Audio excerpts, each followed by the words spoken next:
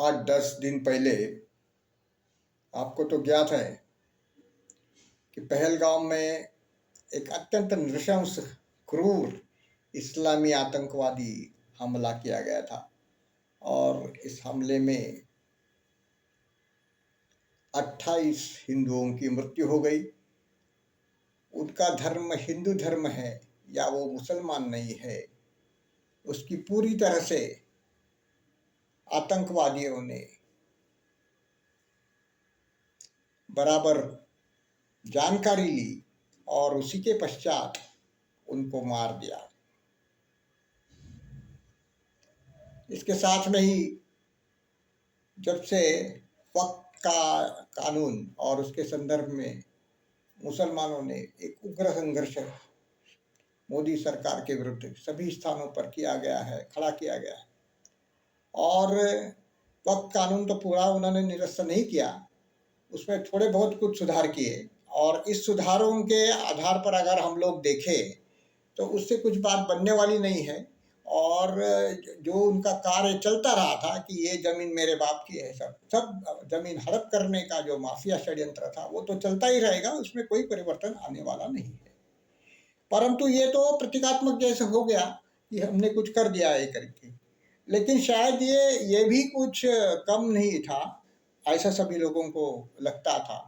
तो उसके दरमियान मुसलमानों का बहुत बड़ा उग्र आंदोलन हो गया है और शायद ऐसा लोगों को लग रहा था कि ये मोदी जी ये भी वापस ले लेंगे, शायद वो ऐसा हो भी सकता है। पिछली तरह से जैसे किसान आंदोलन के दरमियान उन्होंने किया, सीएए को भी ऐसा अधूरा अधूरा लटक करके छोड़ दिया, एनआरसी को भी लटक करके छोड़ दिया, इसमें कोई तो पूरी तरह से एक काम नहीं हुआ है अभी तक।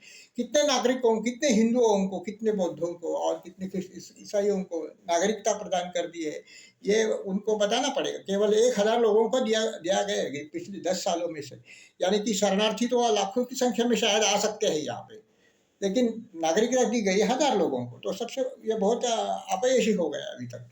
उनका कार्य, हर कार्य अपयशी हो गया है और इन कार्यों को निपटाने की वैसे आवश्यकता थी कि आपको इस 5 साल का जो आपको कार्यकाल है मिला है, उसके दरमियान हिंदू समाज के सम्मुख जो भी समस्याएं हैं, जो भी बाधाएं हैं और हिंदू समाज के अस्तित्व के लिए, हिंदू समाज की हिंदू सभ्यता के लिए जो खतरे मंडरा रहे हैं, उसको निरस्त कर देने की एक नई नीति उनको प्रदर्शित कर देनी चाहिए थी। लेकिन ये करने की बजाय उन्होंने एक ऐसी नीति प्रदर्शित कर दी जिससे हिंदू समाज की जो बनी बनाई एकता थी वो भंग हो जाए। आपको तो पता है कि बटेंगे तो कटेंगे जो नारा जो बादल योगी जी ने दिया था, तब समूचे हिंदू समाज एक हो गए, क्योंकि हिंदू समाज के विरुद्ध सभी स्थानों पर अत्याचार हो रहे थे और इससे हिंदू समाज बहुत आहत हो गया और पहलगाम की घटना से बहुत ही आहत हो गया। तो इस तरह से हिंदू समाज जो है एकत्रित होने लगा और योगी जी की जो घोषणा थी बटेंगे तो कटेंगे, इसके अनुसार तो उन्होंने सभी जगहों पर एक होकर के जो जिहादी पक्ष है उनको लोकतंत्र में परास्त कर दिया और लोकतंत्र में उनको महाराष्ट्र में, हरियाणा में और उत्तर प्रदेश के उपचुनाव में परास्त कर दिया।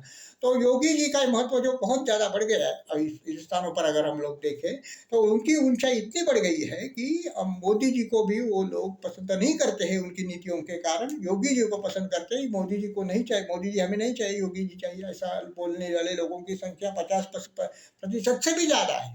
और खासतौर से युवा लोगों की ये पसंद है कि योगी जी हमें पंतप्रधान के रूप में चाहिए। तो यह ऐसी परिस्थिति, शायद ये ऐसी मानसिकता हिंदू समाज में बन गई थी।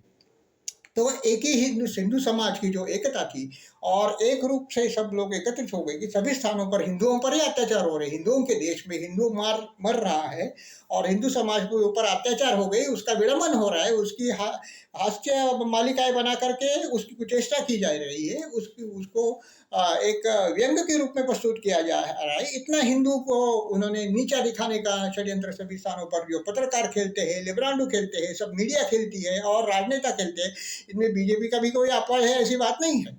तो फिर ये हिंदू समाज जागरूक होने लगा था और कुछ करने की जो इच्छा शक्ति उसमें जागी थी। ऐसे हालात में उनकी इच्छा शक्ति और उनकी एकता को भंग करने जैसा निर्णय मोदी जी ने क्यों किया है, ये सबको असर होता है। क्योंकि जातिगत जनगणना जो थी वो एक भस्मासुर है और भस्मासुर को अगर आपने एक वरदान दे दिया तो सभी को भस्म करते करते वो चला जाएगा।